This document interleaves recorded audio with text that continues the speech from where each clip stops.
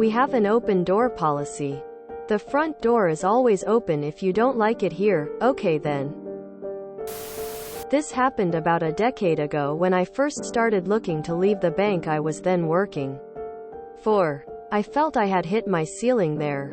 Plus the commute daily to the office was a killer. So I started looking for roles in my area of expertise closer to home.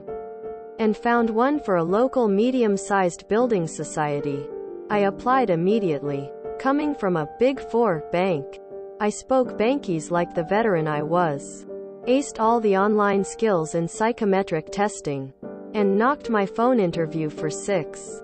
A few days later, I got an email invite for a final face-to-face interview with the manager who I would be reporting to if I was hired. With a time and date booked in, I prepared some answers for questions I thought I'd get. Name a time you went above and beyond, etc., and counted down the days. The day arrived, and about an hour before my appointment I received an email from the manager himself. Let's call him Dave. Dave said he was looking forward to our face-to-face to get to know me and get a feel for me as a person, and to please bring a hard copy of my cover letter and resume to the meeting. Thankfully, I hadn't left home yet, so I quickly printed off a copy of each and ran out the door. I got to the head office of the building society. Let the receptionist know I was there to have an interview with Dave. About 5 minutes later Dave appeared, all smiles, shook my hand, and ushered me into his office. After exchanging a few pleasantries, Dave asked me if I had any questions before we begun. A mentor of mine at the time told me that if presented with an opportunity to ask questions in an interview, a good go-to question is, what's the work culture like here between reporting lines? Do you have an open door policy if people have questions or need help? Quote. So I asked that. Dave seemed to take a moment before responding, we have an open door policy. The front door is always open if you don't like it here, before laughing. In the moment I kind of didn't know what to do. So I laughed as well, thinking it might have just been his sense of humor. Before I could ask anything else, let alone a clarifying question, Dave asked me for my cover letter and resume. I passed them over to him and he started flicking through the pages. He then asked me a question I was expecting. Can you tell me a time you went above and beyond to achieve a goal? Quote. I gave an answer. Dave's face didn't change as he nodded and kept fiddling with my cover letter and resume. Dave then asked me another question. Give me an example of a time you had conflicting priorities from different stakeholders. How did prioritize and resolve the conflict? Quote. I began to answer as Dave swung his chair to his left and fed my cover letter into a shredder next to his desk. Before looking back at me, I was kind of shocked. I'd never seen someone do that in an interview before, so I kind of stammered. Dave motioned with his hand for me to keep going, so I started my answer again. I got a few more words out before he fed the first page of my resume into the shredder. Then again looking back at me, I stopped trying to answer the question and asked, what are you doing? Is this some kind of test? Quote. Dave grinned at that and replied, I'm just trying to see how you react to being thrown a curveball. So far it's not looking promising. I figured this guy was just screwing with me. And if this is how he treats people in an interview, he must be one huge dick as a boss. So I decided to leave. As I stood up I said, thank you for your time, Dave. But I think I'm going to take you up on your open door policy. He looked a bit puzzled and asked, what do you mean? Quote. I replied, I hear the front door is always open if I don't like it here, and then I left.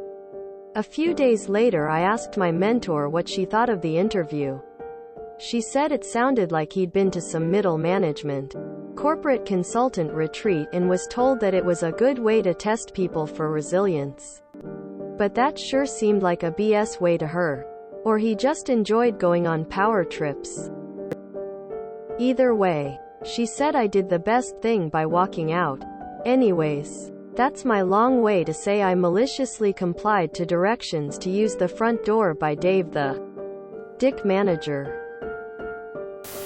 The best interviews are mutual conversations that feel comfortable with both sides asking in, answering questions. If the other person is making me feel tense in the interview, I'm not going to enjoy working for him, her. Unfortunately, I've learned this the hard way. Dave was a dick. Don't be like Dave. I would have told him to curve my balls. It is always good to remember that you are interviewing them to see if you want to invest your time and your effort into them. Clearly Dave and whomever hired him were not worth your investment. Shoot his boss an email about how you don't appreciate having your time wasted, and how Dave's amateur mind games just cost the company a very skilled employee. And tell them good luck with hiring. Dave was trying to weed out any applicants with a spine. Looking for a slave. Looks like you were overqualified. I hate those "tell me about a time" questions. I had an interview once that asked, "What did you like most about your worst enemy and what do you like least about your best friend?" Right out of someone's handbook. Big Four banks? Hitting for a 6? Sweet Jesus, there's a fellow Aussie here? There's a time and place for curveballs. And it's rather important that if you throw one, you be very careful to catch it if the other person doesn't. While I don't think this was an appropriate curveball for this interview, if Dave had immediately stopped after shredding the first sheet and catching the reaction and said, "By the way, I was intentionally throwing you an unexpected situation here to see how you would react to it, because it tends to tell me a lot about the character of a candidate in a very short time. Is there anything you'd like to discuss about what just occurred?" Quote, I think it would have been a significantly different conversation. Realistically, I'd only really expect these kind of things in positions that regularly deal with unexpected occurrences where response time is a factor.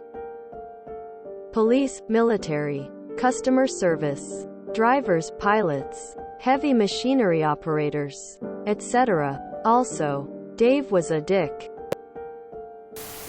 He needs to learn respect goes both ways.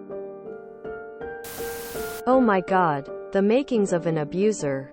People like that are terrifying in management. Should have slowly taken your shirt off after first page was shredded and then kept on if he shredded anymore. Curveball chicken. Serious question. While I doubt anyone would truly want to work for someone like that, in that moment, how could one react to that kind of ignorance and throw back the curveball in his face? What's the best comeback to put him on his heels? Woof. And I thought my interview resume treatment was bad. In college, I worked on a major political campaign for a semester, and when I got back to campus, I applied for an on-campus job. Got the interview and walked in to find my resume crumpled in a ball at the spot I was supposed to sit. Turns out the manager above the staff person who'd oversee the student employee team was very against the candidate I worked for and decided to joke with me by doing that. I got the job but kept my distance from that lady. I would have taken papers off his desk and added them to the shredder. Might not be a bad idea to drop this in our anti-work as well. They'd eat it up over there. I went for an interview where the hiring manager used to work in the same company. In fact, same team, but left before I joined. When I shared my experience working there, she suddenly became very displeased and was visibly irritated by my responses. Perhaps she was traumatized by that company. But this was the only instance so far which I withdraw my application right after the interview. You did the right thing. Fuck Dave. Would have been hell working for him. If you enjoyed this video, please check out our playlists full of similar content. Epic Ericast is like doom scrolling for your ears. Please like, share, and subscribe.